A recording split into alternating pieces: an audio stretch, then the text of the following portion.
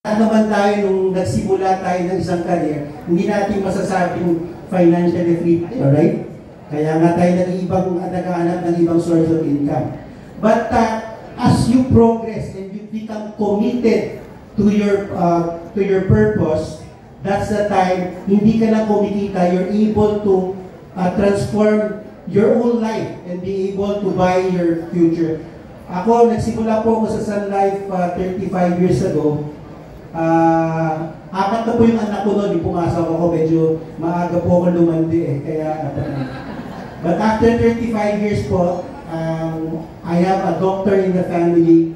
I have a nurse who's based in Australia. Both my sons have their own businesses. And I was able to get them through college because of Sun Life.